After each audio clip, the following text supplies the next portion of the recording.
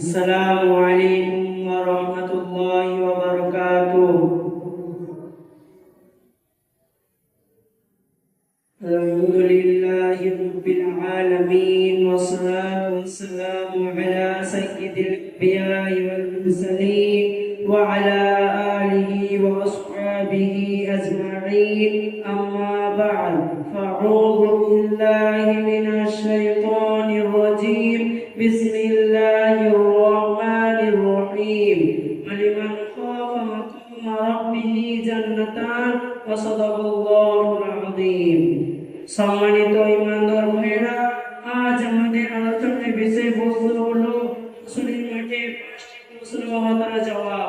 আমরা সকলেই জানি মৃত্যুর পর কবরে 3টি প্রশ্নের জবাব দিতে হবে, কিন্তু কিয়ামতের দিন আসরের মাঠে আল্লাহর সামনে দাঁড়িয়ে 5টি বিষয়ে প্রশ্নের উত্তর দিতে হবে। এ কথা আমরা অনেকেই জানি না। আল্লাহ তাআলা সূরা রহমানের 46 নম্বর আয়াতে বলেছেন, ওয়ালিমান খাফা মাকাম রাব্বিহি জান্নাতান। যে ব্যক্তি নিজের পালনকর্তার সামনে দাঁড়ানোকে ভয় করবে, দুনিয়া জীবন যাপন করবে, তার জন্য রয়েছে 2টি জান্নাত। সুবহানাল্লাহ।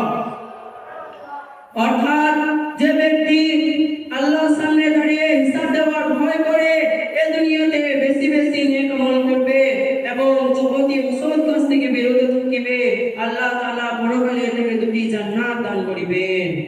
মহাতারাম, আমার প্রিয় বন্ধুরা, এখন জানার বিষয় হলো কিয়ামতের দিন হাসরের মাঠে বিচারের সময় আমাদেরকে কি কি প্রশ্ন করিবেন।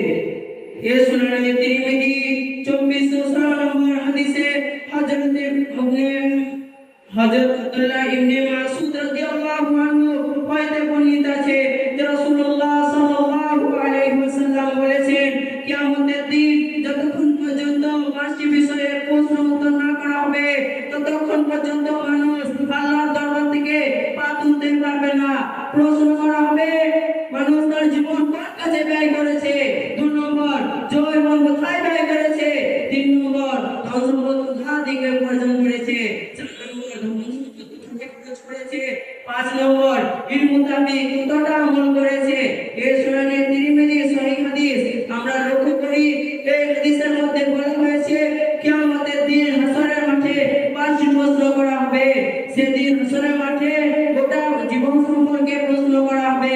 আল্লাহ তাআলা জিজ্ঞাসা করবেন, হে বান্দা, তুমি কিভাবে গোটা ব্যবহার করে হে বান্দা, তোমার জীবনটা কোন কাজে ব্যবহার করেছো? তোমরা গোটা জীবন কোন কাজে ব্যয় করেছো? তোমরা কি ভেবে নিয়েছো যে তোমাদেরকে আমার কাছে ফিরে আসতে হবে না? আল্লাহ তাআলা সূরা মুমিনের 115 নম্বর আয়াতে বলেছেন, আফা হাসিবতুম আন্নাকুম খলাকনাকুম আবাসা ওয়া আন্নাকুম ইলাইনা লা তুরজাউন। এই কথা তোমরা কখনোই ভেবে নিও না যে তোমাকে আমার কাছে ফিরে আসতে হবে না।